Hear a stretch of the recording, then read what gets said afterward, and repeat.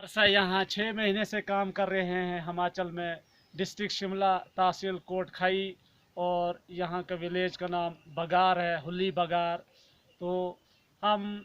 ज़िला इंतज़ाम डोडा से मुअद्दबना गुजारिश करते हैं कि हमें यहाँ से किसी न किसी तरह घर पहुँचाए, और जम्मू कश्मीर के एलजी गवर्नर साहब से भी गुजारिश है हमारी कि मज़दूर तबका को किसी न किसी तरह घर पहुँचाए, क्योंकि पहले 21 दिन का लॉकडाउन हुआ, उसके बाद अब 19 दिन का लॉकडाउन फिर लग गया। तो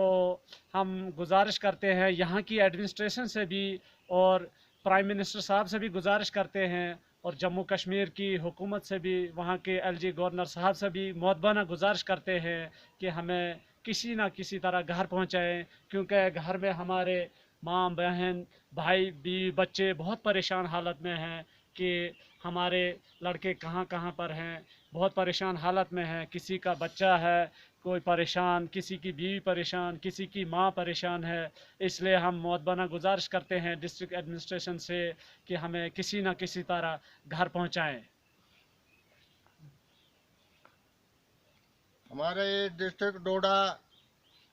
डीसी साहब से और तहसील गोंदो तहसीलदार से इल्तिजा की जाती है कि हम शिमला में, हिमाचल शिमला डिस्ट्रिक्ट शिमला में काम कर रहे थे 6 महीने से,